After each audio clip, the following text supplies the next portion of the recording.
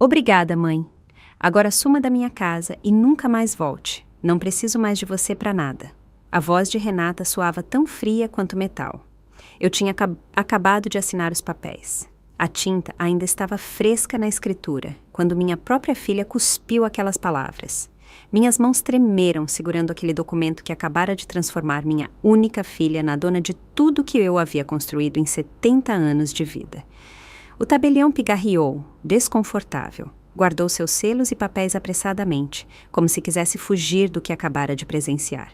Eu continuei ali parada, com a boca seca e o coração batendo tão forte que pensei que ele saltaria do meu peito. Renata não me olhava mais. Andava pela sala, revistando cada canto como se fosse a primeira vez que pisava naquela casa, como se eu fosse uma estranha que invadira seu território. A casa cheirava como sempre, a café fresquinho e as flores que eu plantava toda a primavera no jardim. Aquelas paredes tinham visto Renata crescer desde que era uma menina de cachos dourados que corria descalça pelos corredores. As mesmas paredes que agora haviam me expulsar do meu próprio lar com um sorriso que gelava o sangue. Aproximei-me da mesinha onde estava a foto de seu pai, Roberto. Ele havia morrido quando ela tinha 15 anos. Trabalhei em 2 turnos na fábrica de tecidos por anos para que nada lhe faltasse, para que pudesse estudar, para que tivesse a vida que eu não pude ter. Meus dedos roçaram a moldura empoeirada. Roberto teria me defendido. Roberto teria posto Renata em seu devido lugar. Renata virou-se para mim com os braços cruzados. Seus olhos verdes, os mesmos que herdou do pai, me olhavam com um desprezo que me atravessou como uma bala. Ela tinha 38 anos e acabara de me provar que todo o amor que lhe dei durante décadas não havia servido para nada. A cozinha, onde preparei milhares de refeições para ela, agora era dela. O jardim, onde a ensinei a plantar tomates, agora era dela. O quarto, onde a cuidei quando teve catapora aos 7 anos, agora era dela. Tudo era dela, e eu era uma intrusa, na minha própria vida. Peguei minha bolsa do sofá, aquele sofá que comprei com minhas economias há 20 anos. Quando Renata trouxe seu primeiro namorado para casa, lembrei-me de como eu havia me sentado ali com ela para falar sobre a vida, o amor, os sonhos. Agora, esse mesmo sofá era testemunha da minha humilhação. Caminhei em direção à porta lentamente. Cada passo ecoava no piso de madeira que Roberto e eu havíamos instalado com nossas próprias mãos. Renata me seguiu, mas não para se despedir. Ela me seguiu para se certificar de que eu realmente fosse embora, como se eu fosse um cachorro de rua que acabava de ser expulso a pontapés. Pus a mão na maçaneta da porta principal, a mesma porta pela qual eu havia entrado milhares de vezes, carregando sacolas de mercado, remédios quando Renata estava doente, presentes de aniversário que comprava com o dinheiro que sobrava depois de pagar todas as suas necessidades. Virei-me uma última vez. Renata estava parada na soleira da cozinha com os braços cruzados, esperando que eu desaparecesse de sua vista. Em seu rosto não havia uma pitada de arrependimento, nem uma sombra da menina que me dizia que me amava toda noite antes de dormir. Saí para a rua e ouvi quando ela trancou a porta atrás de mim. O som do trinco foi como uma lápide caindo sobre um túmulo. Meu túmulo. O túmulo de 70 anos de sacrifícios, de noites sem dormir, de comidas que eu não provei para que ela pudesse comer melhor. O sol da tarde batia no meu rosto, mas eu sentia frio, um frio que me nascia de dentro e me congelava até os ossos. Caminhei pela calçada do meu bairro, o bairro onde havia vivido toda a minha vida adulta, e me senti como um fantasma. Os vizinhos me cumprimentavam de seus jardins, sem saber que eu já não pertencia àquele lugar, que minha própria filha havia me arrancado pela raiz como uma erva daninha. Dona Carmela me viu de sua janela e me fez sinal para que me aproximasse. Ela não sabia o que acabara de acontecer. Não sabia que a mulher que caminhava pela rua já não tinha lar, que a mulher que ela conhecera durante 30 anos acabara de se converter em uma sem-teto por culpa de seu próprio sangue. Continuei caminhando sem rumo fixo. Meus pés me levaram ao parque onde eu costumava levar Renata quando era pequena. Os balanços ainda estavam lá, enferrujados pelo tempo, mas lá estavam. Sentei-me no banco onde tantas tardes observei minha filha brincar com outras crianças, onde a consolei quando caiu e ralou os joelhos, onde prometi que sempre estaria ali para ela. O vento movia as folhas das árvores com um som que me lembrava sussurros, como se as plantas estivessem me contando segredos que eu não queria ouvir. Como se estivessem me dizendo que eu tinha sido uma tola por confiar na minha própria filha, por entregar-lhe tudo sem guardar nada para mim. Uma mãe jovem empurrava seu bebê no balanço que antes Renata usava. A cena me doeu tanto que tive que desviar o olhar. Essa mãe não sabia que um dia esse bebê inocente poderia se transformar em um monstro, que poderia olhá-la com desprezo e expulsá-la de sua vida como se fosse lixo. A escuridão começou a chegar ao parque. As luzes se acenderam automaticamente e eu continuava ali sentada sem saber para onde ir. Pela primeira vez em 70 anos, não tinha um lugar para chamar de lar. Não tinha uma cama me esperando. Não tinha uma cozinha onde preparar meu jantar. O frio da noite me penetrava até os ossos. Minhas pernas já não aguentavam mais ficar sentada naquele banco do parque. Levantei-me devagar, sentindo cada um dos meus 70 anos, pesando sobre meus ombros como uma carga de pedras. Tinha que encontrar um lugar para passar a noite, mas minha mente continuava em branco. Caminhei em direção à rodoviária. Era o único lugar que eu conhecia que permanecia aberto a noite toda. Os moradores de rua se refugiavam ali quando não tinham outro lugar. Agora eu era uma deles. Uma moradora de rua expulsa de sua própria casa pela pessoa que mais amava no mundo. Enquanto caminhava, as lembranças me assaltaram sem piedade. Renata tinha 5 anos quando me acordou no meio da noite chorando porque tivera um pesadelo. A peguei em meus braços e a levei para minha cama. Ela dormiu abraçada a mim a noite toda, com o rostinho colado ao meu peito e os dedinhos agarrados à minha camisola. Mãezinha, promete que nunca vai me deixar sozinha? Ela havia sussurrado aquela noite com os olhos ainda úmidos de lágrimas. Eu lhe acariciei o cabelo e prometi que sempre estaria ali para protegê-la, que ninguém no mundo a amaria mais que eu. Que ironia tão cruel! Agora era ela que me havia deixado sozinha. Cheguei à rodoviária e me sentei em um dos bancos de metal. O lugar cheirava a urina e miséria humana. Havia 2 homens dormindo no chão, envoltos em papelões e trapos sujos. Uma mulher jovem, com um bebê nos braços, pedia esmolas aos poucos passageiros que esperavam o último ônibus da noite. Abracei minha bolsa como se fosse um salva-vidas. Dentro levava minha identidade, algumas poucas notas amassadas e uma foto antiga de Renata em sua formatura universitária. Essa foto que antes me enchia de orgulho, agora queimava minhas mãos. O segurança se aproximou de mim com desconfiança. Era um homem jovem, com uniforme mal passado e expressão ríspida. Olhou-me de cima a baixo como se eu fosse uma criminosa. Senhora, isso não é uma pousada. Se não vai pegar nenhum ônibus, não pode ficar aqui. Expliquei minha situação com a voz embargada. Disse-lhe que não tinha para onde ir, que minha filha havia me expulsado de casa. O homem me ouviu com cara de fastio, como se tivesse ouvido aquela história 1000 vezes antes.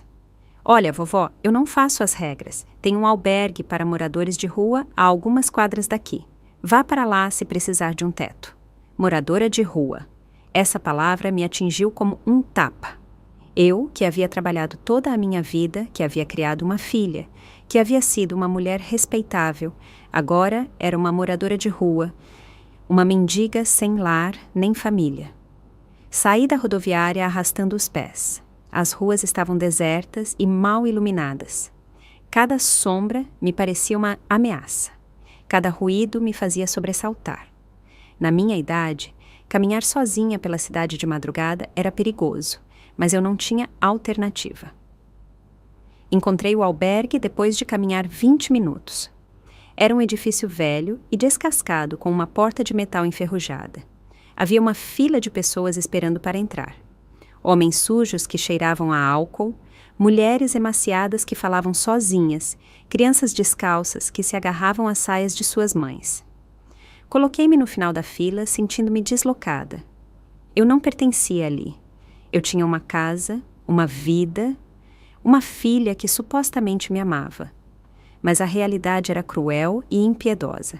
Agora eu era igual a todos aqueles infelizes que faziam fila para conseguir um colchão sujo onde passar a noite. A mulher que estava na minha frente virou-se e me sorriu com o que lhe restava de dentes. Seu rosto estava marcado por anos de sofrimento e abandono. Primeira vez aqui, não é, vovó? Dá para ver na sua cara. Ainda tem essa expressão de surpresa que todos nós temos no início. Assenti sem conseguir falar. A garganta havia se fechado e as lágrimas ameaçavam sair outra vez. A mulher colocou uma mão enrugada no meu ombro. Não se preocupe, a gente se acostuma. No começo dói muito, mas depois o coração fica duro como uma pedra. É a única maneira de sobreviver quando os filhos traem a gente.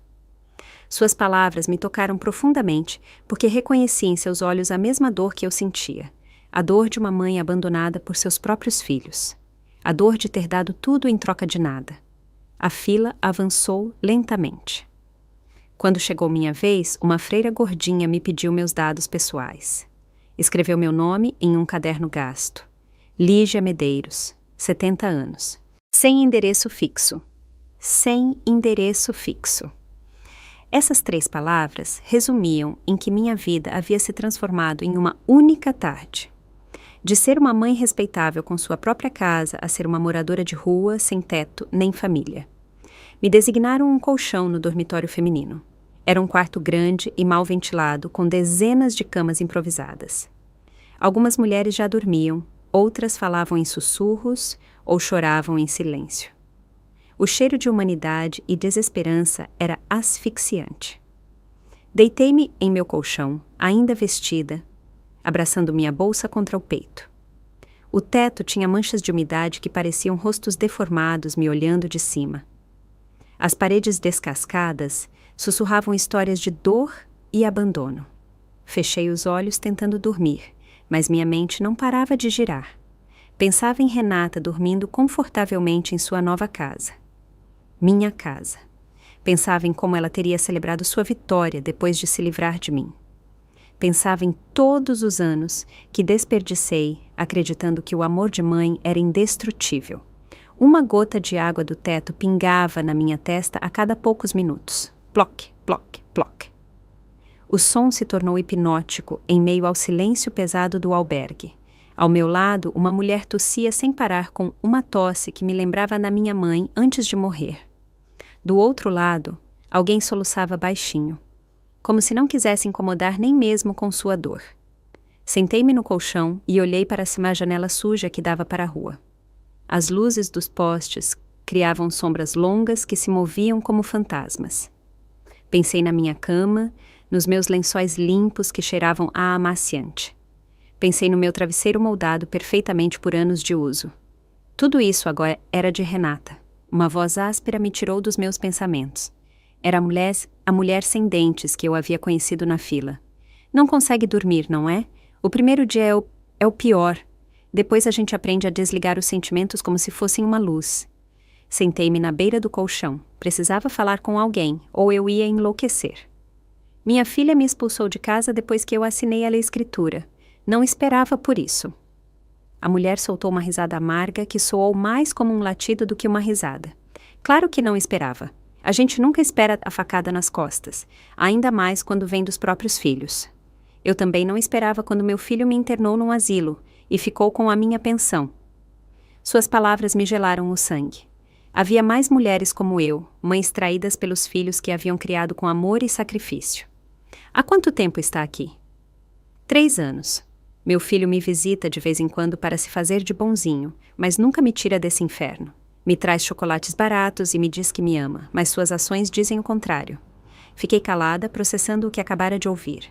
3 anos vivendo na miséria por culpa de um filho ingrato. 3 anos dormindo em colchões sujos e comendo sobras.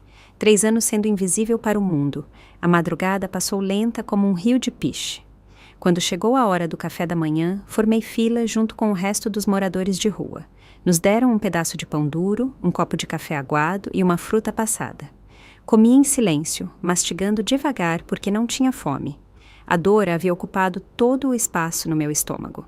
Saí do albergue quando os primeiros raios de sol começaram a aquecer as ruas. Não sabia para onde ir, nem o que fazer.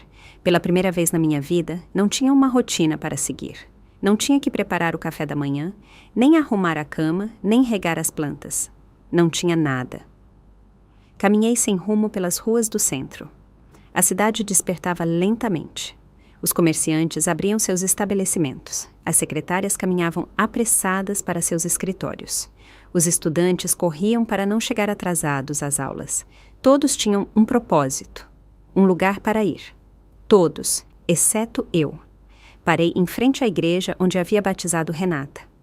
Os sinos estavam tocando para a missa das 7 da manhã.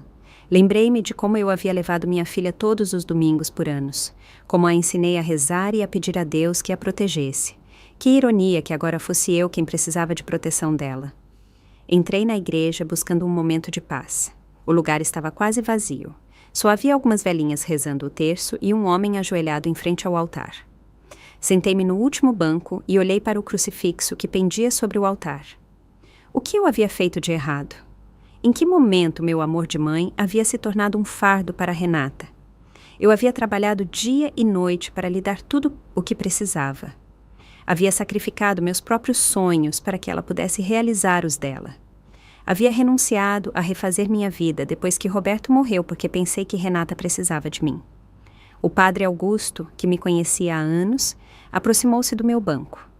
Era um homem mais velho com um rosto bondoso e mãos suaves de tanto abençoar. Lígia, que surpresa vê-la tão cedo. Como está Renata? A pergunta me atravessou como uma faca. Não sabia o que responder. Não podia lhe dizer a verdade porque me dava vergonha. Não podia admitir que minha própria filha havia me expulsado de casa como um cachorro sarnento. Está bem, padre. Muito ocupada com o trabalho. O sacerdote assentiu com um sorriso.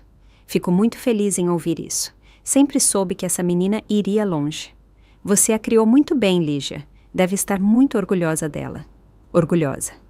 Essa palavra me soava tão estranha. Eu tinha sido orgulhosa de Renata toda a minha vida, orgulhosa de suas notas, de sua formatura, de seu trabalho, de sua independência. Mas agora só sentia dor e traição. Sim, padre, muito orgulhosa. Menti porque não tinha forças para explicar a verdade. O padre Augusto me abençoou e se afastou para atender outros fiéis.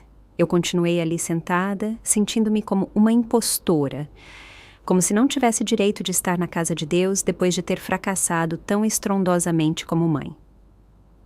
Saí da igreja quando a missa terminou. O sol já estava alto e fazia calor. Minha roupa começava a cheirar mal porque eu a tinha usado a noite toda. Meu cabelo estava oleoso e despenteado. Meu rosto mostrava o cansaço e a tristeza que eu carregava por dentro. Passei por um espelho na vitrine de uma loja e não me reconheci.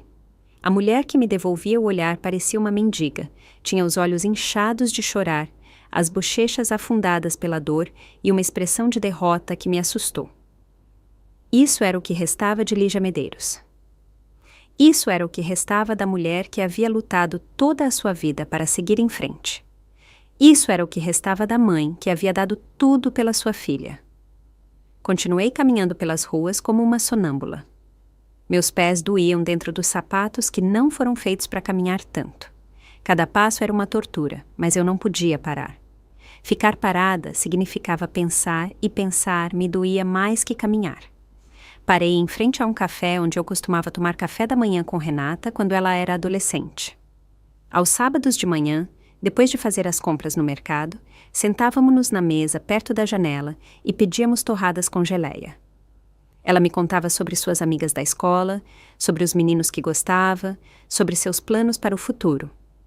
Através do vidro, vi uma mãe jovem tomando café da manhã com sua filha pequena. A menina tinha o rosto manchado de chocolate e ria enquanto sua mãe lhe limpava as bochechas com um guardanapo. A cena me partiu o coração. Essa mãe não sabia que um dia essa menina adorável poderia se transformar em sua pior inimiga. Uma voz familiar me fez virar. Era Bia, minha neta de 18 anos. A filha de Renata caminhava em minha direção com uma expressão de surpresa e preocupação. Vovó Lígia, o que você está fazendo aqui tão cedo? Você parece terrível. Bia sempre havia sido diferente de sua mãe. Tinha o coração nobre de seu avô Roberto e uma sensibilidade que Renata havia perdido em algum momento de sua vida. Vê-la me deu um raio de esperança em meio a tanta escuridão.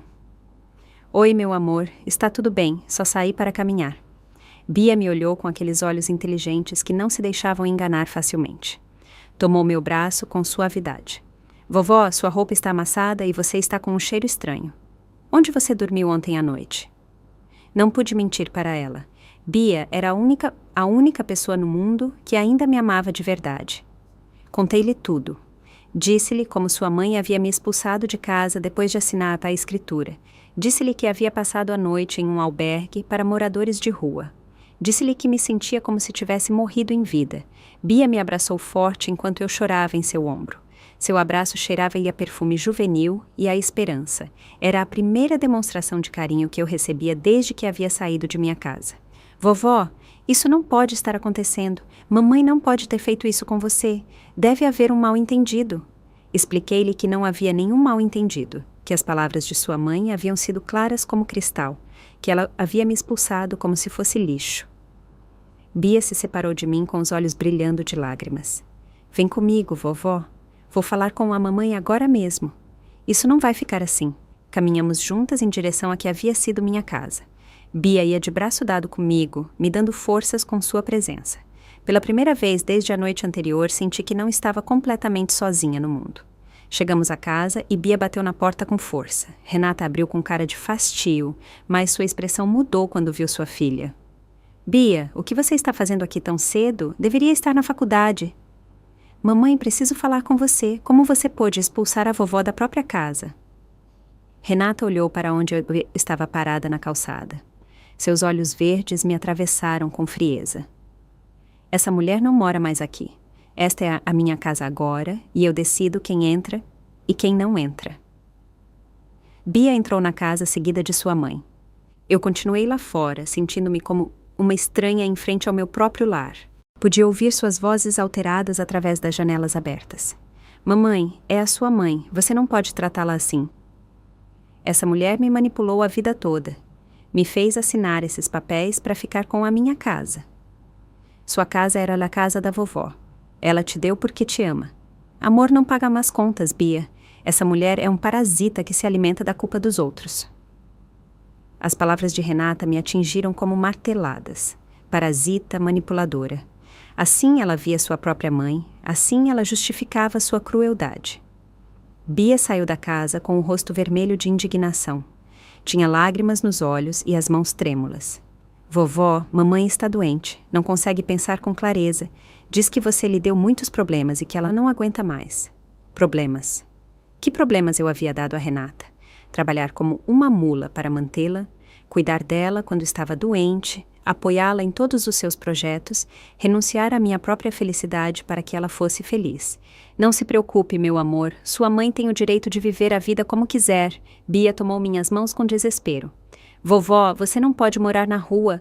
Vem morar comigo, tenho um apartamento pequeno perto da faculdade. A generosidade de Bia me comoveu até as lágrimas, mas eu não podia ser um fardo para minha neta. Não podia arruinar sua vida, como aparentemente havia arruinado a de sua mãe. Não, meu amor, você tem que estudar e fazer sua vida. Você não pode carregar uma velha como eu. Você não é um fardo, vovó. Você é minha família, a única família de verdade que eu tenho.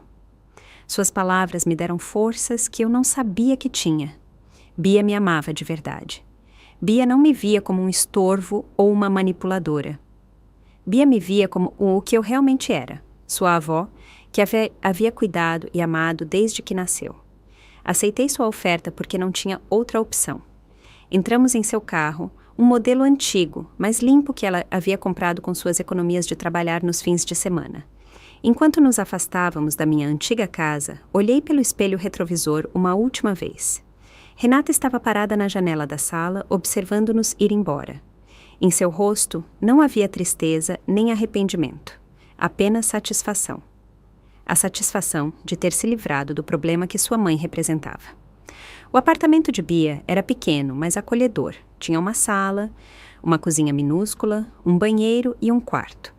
Tudo estava arrumado e limpo, com toques juvenis que davam vida ao espaço. Vovó, você pode dormir na minha cama e eu dormirei no sofá. Não, meu amor, eu dormirei no sofá. Não vou te tirar da sua própria cama. Bia insistiu, mas eu fui firme.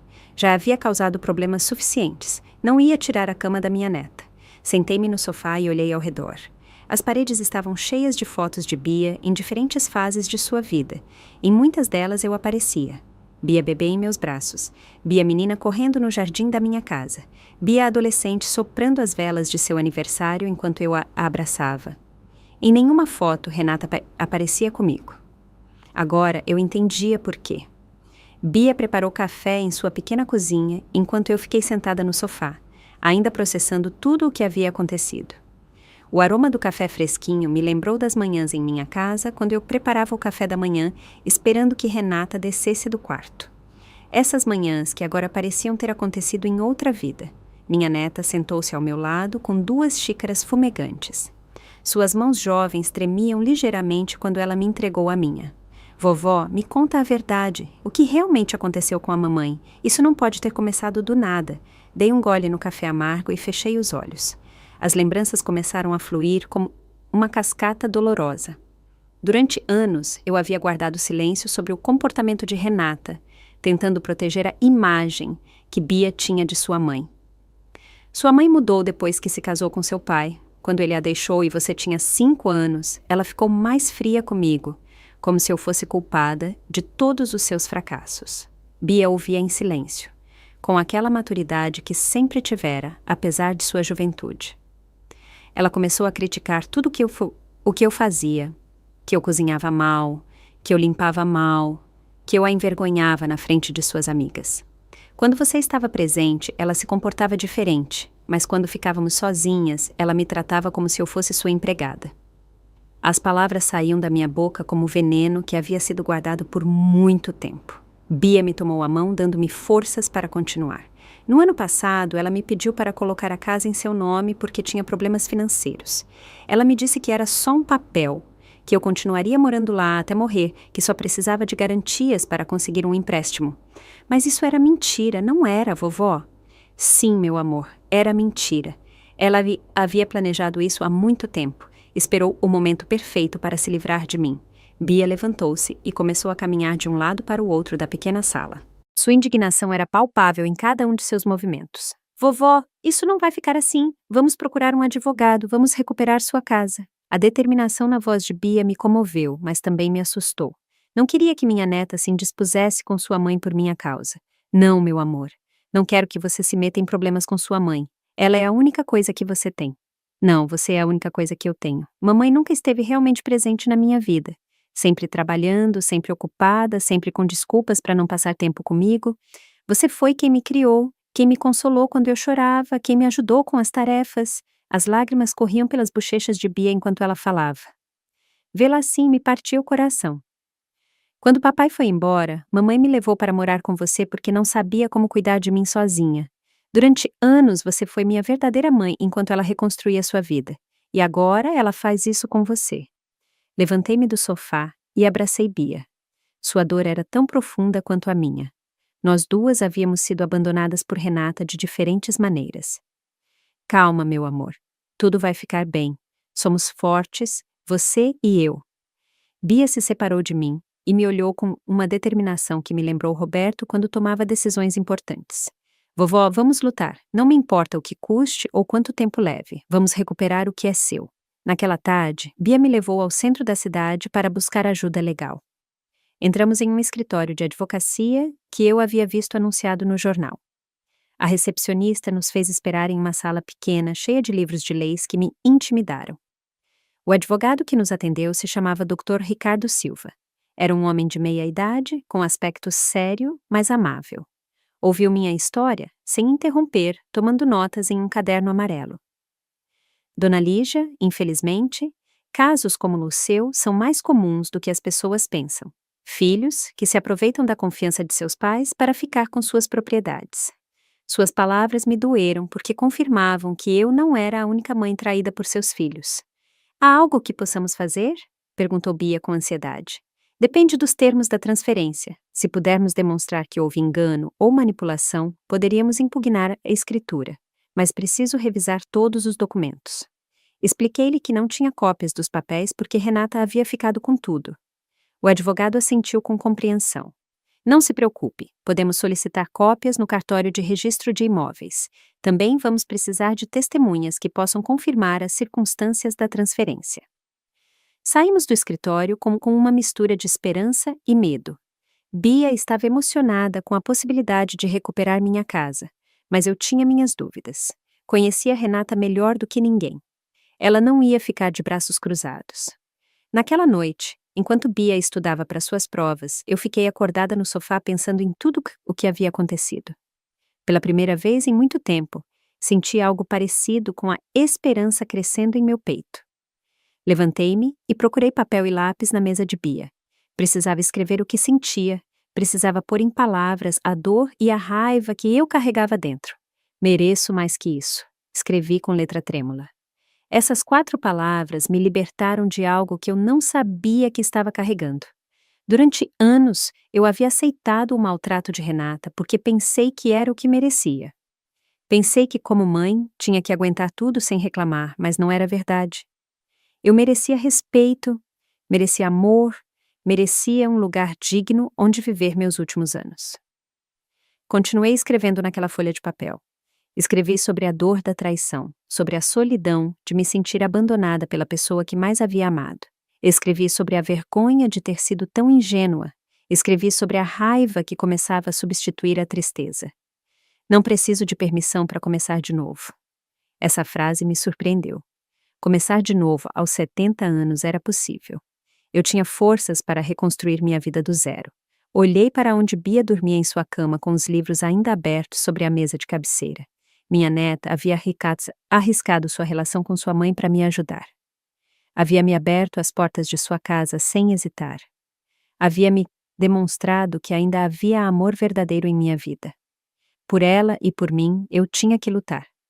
Tinha que demonstrar a Renata que eu não era a mulher fraca e manipulável que ela acreditava. Tinha que recuperar minha dignidade, mesmo que fosse a última coisa que eu fizesse nesta vida. Dobrei o papel com minhas reflexões e o guardei em minha bolsa. Essas palavras seriam minha força nos dias difíceis que viriam.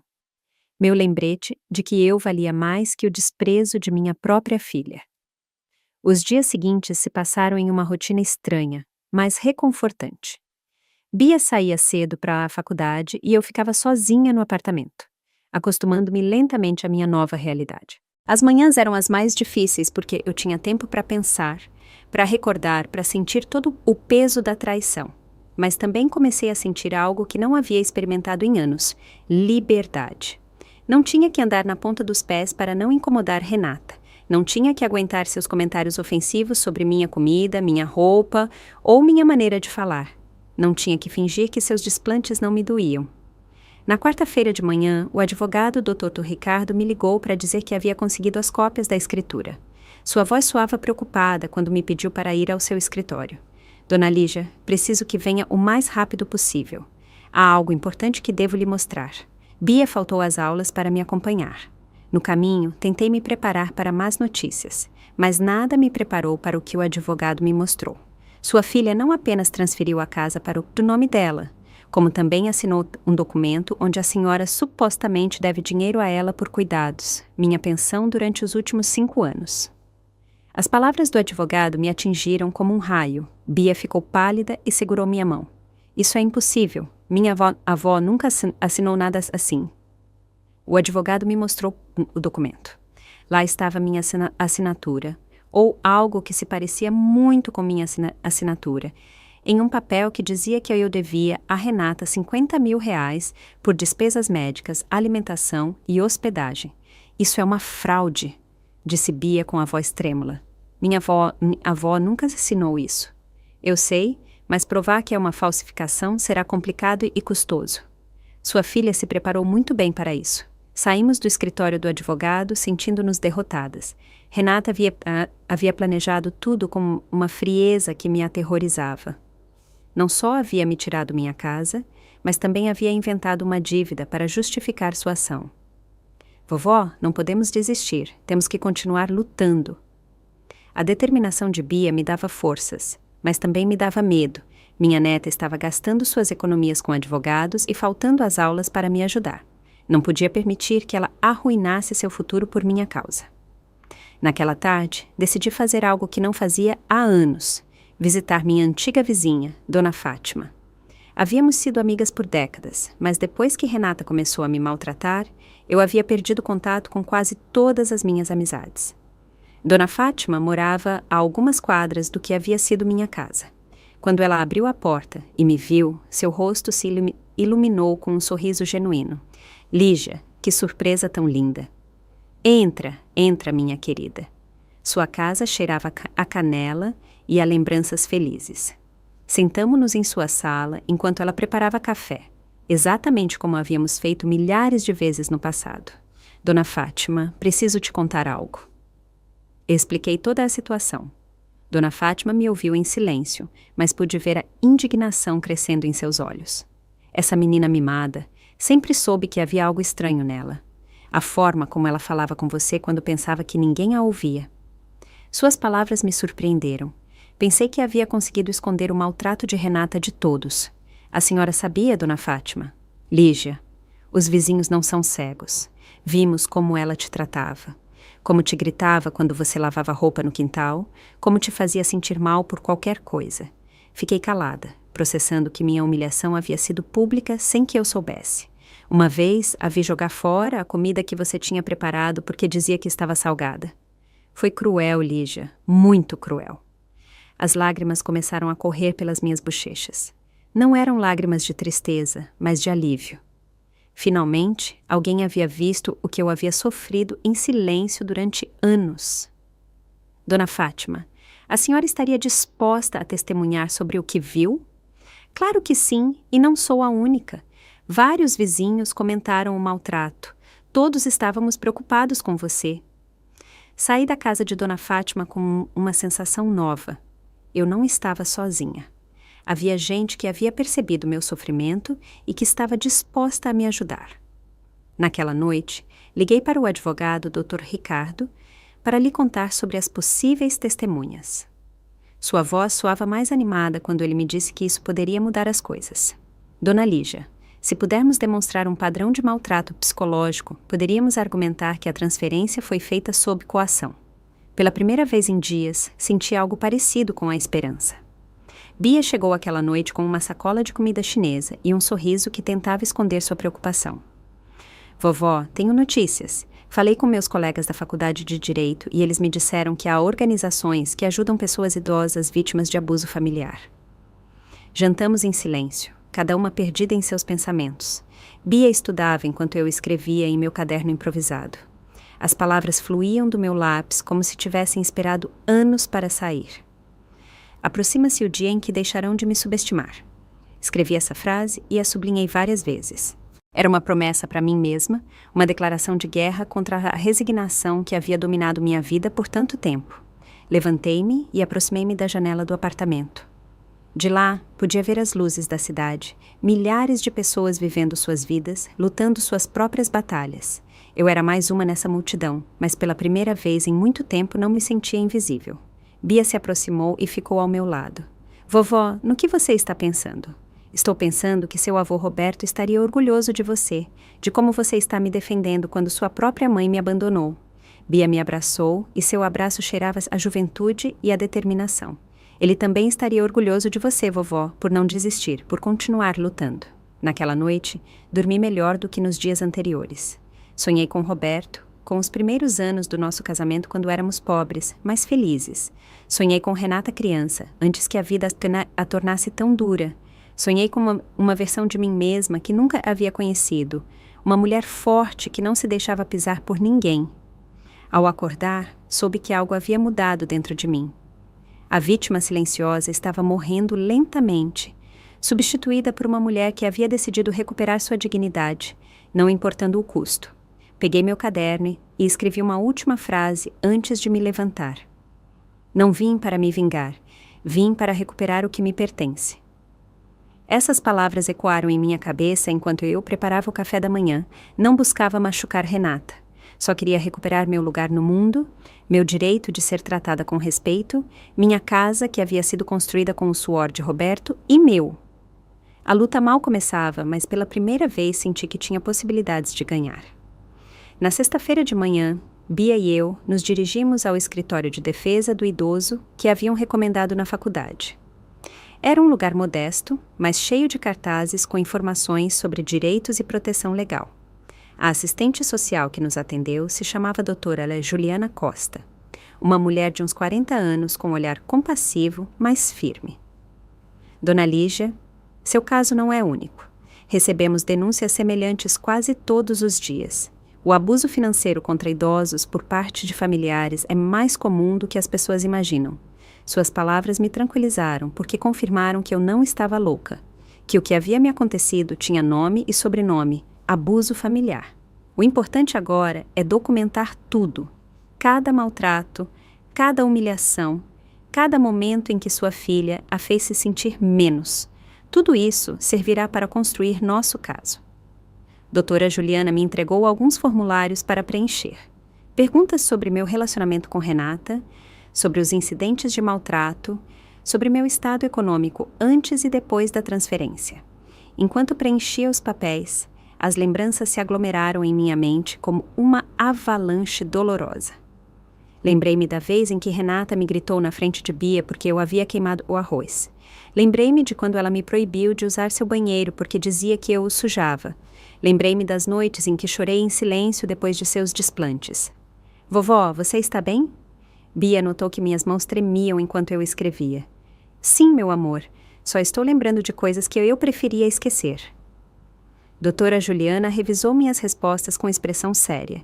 De vez em quando, ela assentia ou fazia anotações nas margens. Dona Lígia, com esta informação e os testemunhos dos vizinhos que a senhora mencionou, podemos iniciar um processo legal. Não vou mentir, será difícil e levará tempo, mas a senhora tem chances reais de recuperar pelo menos parte de seu patrimônio. Saímos do escritório com uma mistura de esperança e esgotamento emocional. Bia me tomou do braço enquanto caminhávamos para o ponto de ônibus. Vovó, estou muito orgulhosa de você. Sei que isso é difícil, mas você está sendo muito corajosa. Suas palavras me encheram de uma calidez que eu não sentia há muito tempo. Minha neta me via como uma mulher valente, não como a vítima patética em que eu havia me transformado.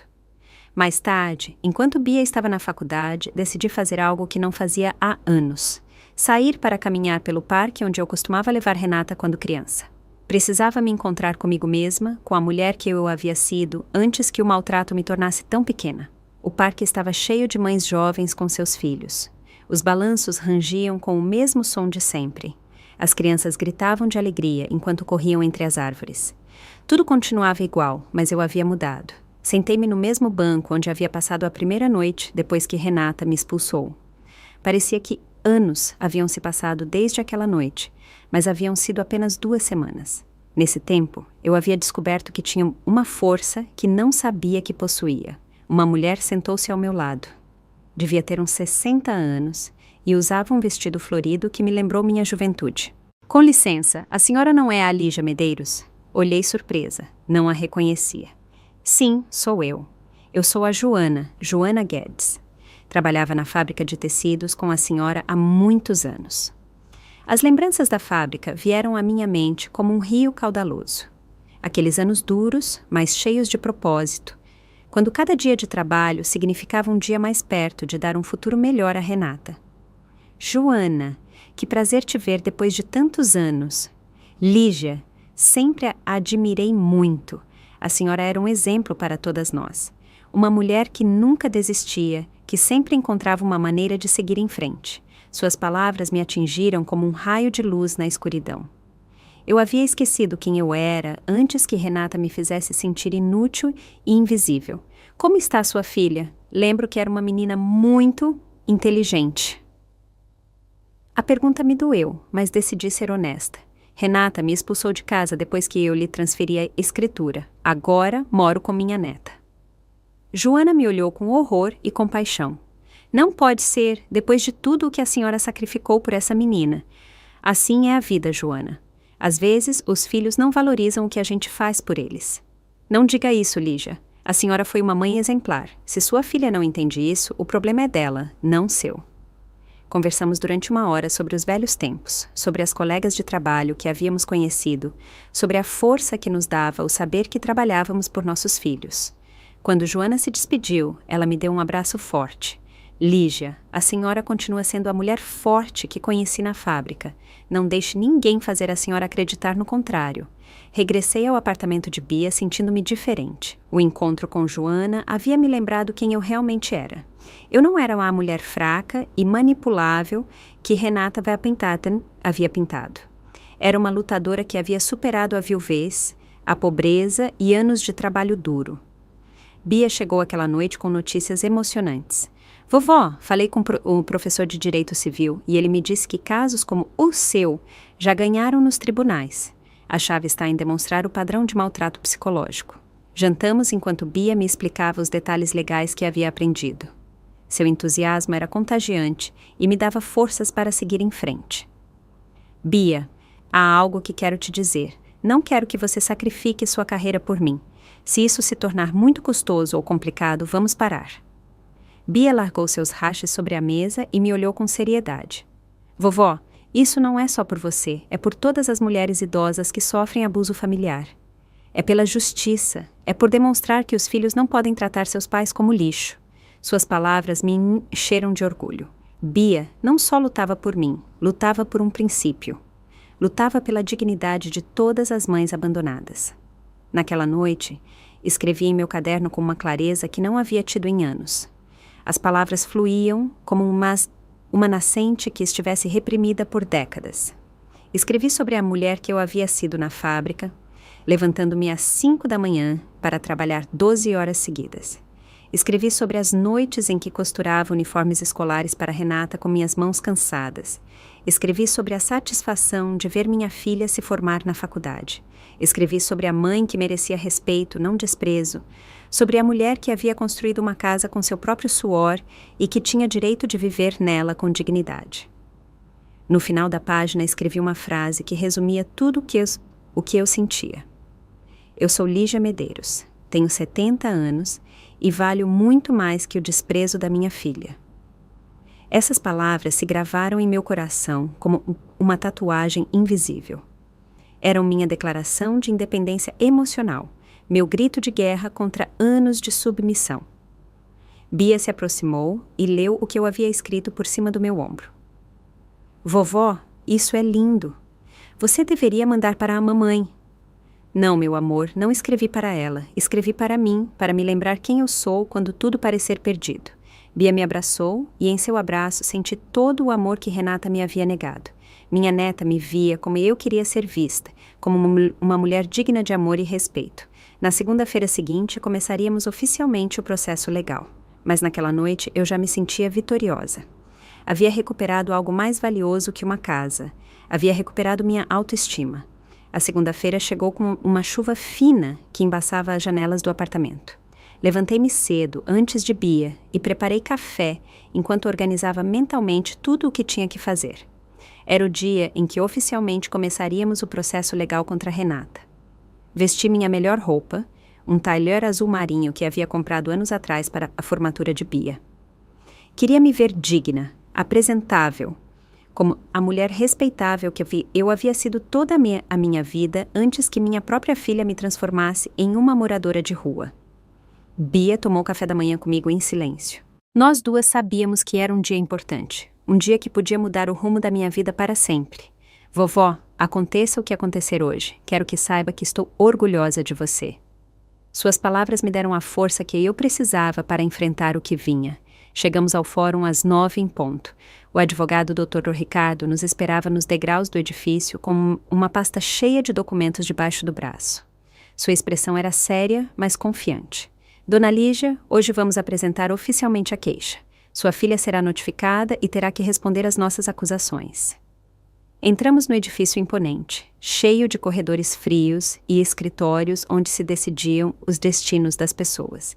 Senti-me pequena entre aquelas paredes, mas Bia me tomou do braço e me lembrou que eu não estava sozinha.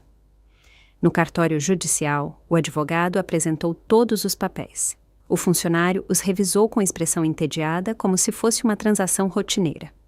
Para ele era só mais um caso, mas para mim era a minha vida inteira que estava em jogo.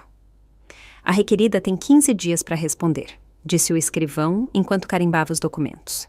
Saímos do fórum com a sensação do dever cumprido. Havíamos dado-lhe o primeiro passo oficial para recuperar minha dignidade e meu patrimônio. Agora é esperar, disse o advogado Dr. Ricardo. Enquanto isso, vamos continuar reunindo testemunhos e evidências. Naquela tarde, fomos à casa de Dona Fátima para que ela assinasse sua declaração como testemunha. Minha antiga vizinha nos recebeu com uma bandeja de biscoitos caseiros e toda a disposição do mundo para ajudar. Lígia, tenho pensado em tudo o que você me contou. Há mais coisas que lembro, coisas que na época me pareceram estranhas, mas que agora fazem sentido. Dona Fátima contou ao advogado sobre as vezes em que havia visto Renata revirando minha correspondência sem minha permissão, sobre como ela controlava meus gastos e me repreendia por comprar coisas para mim mesma, sobre como ela me isolava de minhas amigas com desculpas inventadas. Era um maltrato psicológico sistemático, concluiu o advogado depois de ouvir todos os testemunhos. Sua filha Bia estava preparando para este momento há anos. Suas palavras me gelaram o sangue. Pensar que Renata havia planejado minha humilhação por tanto tempo era mais doloroso que a própria traição. Retornamos ao apartamento ao anoitecer. Bia tinha que estudar para uma prova importante, e eu precisava processar tudo o que havia acontecido durante o dia. Sentei-me no sofá com meu caderno e tentei escrever sobre meus sentimentos, mas as palavras não vinham. Era como se minha mente estivesse saturada de emoções contraditórias. O telefone do apartamento tocou perto das 10 da noite. Bia atendeu e sua cara mudou imediatamente. É a mamãe, ela sussurrou, tapando o bocal. Meu coração começou a bater tão forte que pensei que ele saltaria do meu peito. Era a primeira vez que Renata se comunicava comigo desde que havia me expulsado de casa. Bia me passou o telefone e eu o peguei com as mãos trêmulas. Renata, mãe, sua voz soava fria como sempre, mas havia algo diferente em seu tom. Recebi uma notificação do fórum. Você está me processando? A pergunta me atingiu como um tapa. Ela nem perguntava como eu estava ou onde eu havia estado morando. Só se importava com a queixa. Sim, Renata, estou lutando para recuperar minha casa. Sua casa. Ela riu com uma risada amarga que me cortou como uma faca. Essa casa é minha. Você me deu porque sabia que era o correto. Eu te dei porque você me disse que era só um papel, porque você me prometeu que eu poderia morar lá até morrer. Não tenho por que cumprir promessas feitas a uma mulher manipuladora que tenta controlar minha vida com chantagens emocionais. Suas palavras me doeram, mas desta vez eu não me quebrei. Desta vez senti raiva em vez de tristeza. Renata, eu nunca te manipulei. Eu te amei como qualquer mãe ama sua filha. Trabalhei dia e noite para te dar tudo o que você precisava. Exato. Você me asfixiou com seu amor. Nunca me deixou viver minha própria vida. Sempre tinha que ser a filha perfeita que justificasse seus sacrifícios. Pela primeira vez, entendi de onde vinha o ressentimento de Renata. Ela via meu amor como um fardo, meus sacrifícios como uma dívida que não havia pedido para contrair. Renata, se você se sentia asfixiada, poderia ter me dito. Poderíamos ter conversado como adultas. Conversar? Você nunca escutava, só sabia dar lições sobre o sacrifício e o amor de mãe. Bia arrancou o telefone das minhas mãos. Seu rosto estava vermelho de indignação. Mamãe, como você pode ser tão cruel? A vovó te deu tudo e você a jogou fora como lixo. Pude ouvir a voz de Renata gritando do telefone, mas Bia desligou sem deixá-la terminar. Vovó, não escute as bobagens que ela diz. Ela está tentando justificar o injustificável. Fiquei sentada no sofá processando a conversa.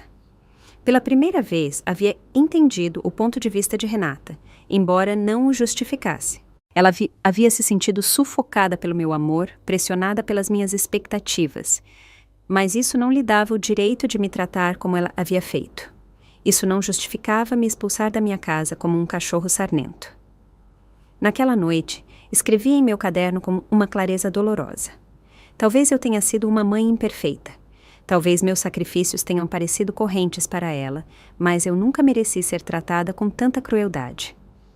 Bia sentou-se ao meu lado e leu o que eu havia escrito. Vovó, você não foi uma mãe imperfeita. Você foi uma mãe humana que fez o melhor que pôde com as ferramentas que tinha. Suas palavras me consolaram, mas eu sabia que a ligação de Renata era apenas o começo. A batalha legal acabara de começar e minha filha não ia desistir facilmente. Fui dormir aquela noite com uma mistura de medo e determinação.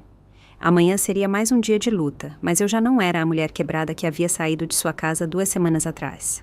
Era uma mulher que havia decidido lutar por sua dignidade, não importando o custo emocional que isso implicasse. Os meses seguintes foram um turbilhão de audiências, testemunhos e noites de insônia. Renata contratou um advogado agressivo que tentou me pintar como uma mãe tóxica que havia manipulado sua filha por anos. Cada sessão no fórum era uma tortura emocional, onde minha vida inteira era dissecada e julgada. Mas algo havia mudado em mim. Eu já não era a mulher silenciosa que aguentava humilhações sem se defender. Cada vez que o advogado de Renata tentava me intimidar, eu respondia com a verdade clara e direta. Bia estava sempre ao meu lado, me dando forças com sua presença. Dona Fátima não foi a única vizinha que testemunhou a meu favor. Dona Carmela, o senhor José da Esquina e até Joana Guedes vieram ao fórum para contar o que haviam visto durante anos. Seus depoimentos pintaram um quadro claro do maltrato psicológico que eu havia sofrido. O momento mais difícil chegou quando Renata subiu ao estrado para se defender. Estava elegante como sempre, com um tailleur preto que a fazia parecer profissional e confiável. Falou com voz firme sobre como eu havia sido uma mãe controladora que nunca a havia deixado tomar suas próprias decisões. Minha mãe sempre me fez sentir culpada por viver minha vida. Cada namorado que tive, cada emprego que consegui, cada decisão que tomei, tinha que ser aprovada por ela. Quando me divorciei, ela me fez sentir como uma fracassada. Suas palavras me doeram porque havia algo de verdade nelas. Talvez eu tivesse sido muito protetora, muito envolvida em sua vida, mas isso não justificava a crueldade com que ela havia me tratado. Quando chegou minha vez de falar, levantei-me com as pernas trêmulas, mas com a mente clara. Olhei para Renata nos olhos pela primeira vez em meses. É certo que fui uma mãe imperfeita. Talvez eu tenha cometido erros tentando te proteger demais, mas eu nunca mereci ser expulsa da minha própria casa como se fosse lixo. Nunca mereci que você me tirasse tudo o que eu havia construído em 70 anos de vida. Minha voz falhou quando continuei. Renata, se você se sentia asfixiada pelo meu amor, poderia ter me dito. Poderíamos ter encontrado uma maneira de consertar nossa relação, mas você escolheu o caminho mais cruel. Você me despojou de tudo e me deixou sem nada. Renata evitou meu olhar durante todo o meu testemunho. Quando terminei de falar, vi lágrimas nos olhos de algumas pessoas no fórum, mas os olhos de minha filha permaneceram secos como pedras. O juiz levou 3 semanas para emitir sua decisão. Foram as 3 semanas mais longas da minha vida. Bia e eu esperávamos em casa, tentando manter a normalidade enquanto nossos nervos estavam em frangalhos. No dia do veredito, chegamos ao fórum com o coração na garganta. O advogado Dr. Ricardo nos esperava com uma expressão que eu não conseguia decifrar. O juiz leu sua decisão com voz monótona. Ele havia determinado que, de fato, existira um padrão de maltrato psicológico e que a transferência da casa havia sido feita sob coação emocional. No entanto, como os papéis estavam legalmente em ordem, ele não podia anular completamente a transferência. A solução que propôs foi a divisão do patrimônio. Renata ficaria com a casa, mas teria que me pagar uma compensação financeira equivalente a 50% do valor da propriedade. Além disso, ela teria que cobrir todas as despesas legais do processo. Não era a vitória total que eu esperava, mas também não era uma derrota. Eu tinha dinheiro suficiente para comprar um apartamento pequeno e viver com dignidade o resto dos meus dias. Renata saiu do fórum sem me dirigir a palavra. Seu advogado se aproximou do nosso para discutir os detalhes do pagamento. Bia me abraçou forte enquanto as lágrimas corriam por nossas bochechas. Você conseguiu, vovó. Você mostrou a ela que não podia te pisar. 3 meses depois, mudei-me para um apartamento de 2 quartos em um bairro tranquilo. Era pequeno, mas iluminado, com uma cozinha onde eu podia preparar minhas refeições sem que ninguém me criticasse e um jardim na cobertura onde plantei tomates e flores. Bia vinha me visitar todos os fins de semana. Cozinhávamos juntas, falávamos de seus estudos e de seus planos para o futuro. Nunca mencionávamos Renata a menos que ela o fizesse primeiro. Um dia, Bia chegou com uma notícia inesperada. Vovó, mamãe quer te ver. Diz que quer te pedir perdão. a notícia me pegou de surpresa. Depois de quase um ano sem saber nada de Renata, de repente ela queria se desculpar. O que você acha, Bia? Acho que você deveria ouvi-la, mas só se você quiser. Você não tem nenhuma obrigação de perdoá-la. Decidi me encontrar com Renata em um café neutro, longe das lembranças dolorosas da minha antiga casa. Cheguei pontualmente e a encontrei esperando-me em uma mesa no fundo. Ela parecia mais magra, com olheiras que denunciavam noites de insônia. Mãe, ela me disse quando me sentei em frente a ela. Obrigada por vir. O que você quer, Renata? Quero te pedir perdão. Sei que o que fiz foi errado. Sei que te machuquei de uma maneira horrível. Suas palavras soavam sinceras, mas meu coração havia se tornado cauteloso. Por que agora? Por que depois de todo esse tempo? Renata respirou fundo antes de responder. Porque a Bia não fala comigo há meses. Porque percebi que perdi as duas mulheres mais importantes da minha vida por meu egoísmo e minha crueldade. Ela falou durante 1 hora sobre sua terapia psicológica, sobre como havia entendido que seu ressentimento em relação a mim vinha de lugares muito profundos de sua infância, sobre como a morte de seu pai a havia enchido de raiva que ela a havia dirigido para mim. Não espero que você me perdoe, mãe. Só espero que entenda que me arrependo de verdade. Eu a ouvi em silêncio. Parte de mim queria abraçá-la e dizer-lhe que tudo estava perdoado. Mas outra parte, a parte que havia aprendido a valorizar a si mesma, sabia que o perdão tinha que chegar em seu tempo. Renata, eu aprecio que você tenha vindo se desculpar, mas vai levar tempo, muito tempo. Ela assentiu com lágrimas nos olhos. Eu entendo. Eu destruí nossa relação e sei que reconstruí-la será um processo longo. Nos despedimos com um abraço incômodo, mas real. Não era reconciliação, mas era um começo. Naquela noite, em meu apartamento novo, escrevi em meu caderno a última entrada desta etapa da minha vida, porque no final não é a casa nem o dinheiro que te define. É sua capacidade de levantar-se uma e outra vez. Sentei-me em minha pequena varanda, olhando as luzes da cidade enquanto tomava uma xícara de chá. Aos 71 anos, havia aprendido que o amor verdadeiro não se mendiga, se oferece livremente, que a dignidade não se negocia, que uma mulher pode começar de novo quantas vezes forem necessárias. Bia chegou aquela noite com pizza e filmes. Sentamo-nos em meu sofá novo, em minha sala nova, em minha vida nova, e pela primeira vez em muitos anos, senti-me completamente em paz. E chegamos ao fim de mais uma história da vida com o Vozes de Maria. O que essa história fez você sentir? E se fosse com você, o que teria feito? Me conta nos comentários. Eu adoro ler o que vocês pensam. Se essa história tocou o seu coração, deixa o seu like e se inscreve no canal. E se você realmente quiser me apoiar, pode me enviar um super thanks. Esses gestos me ajudam muito a continuar trazendo essas histórias com muito amor e carinho para você. Na tela, você vai encontrar mais 2 histórias sinceras e profundas, que tocam o coração e nos ensinam lições valiosas sobre a vida.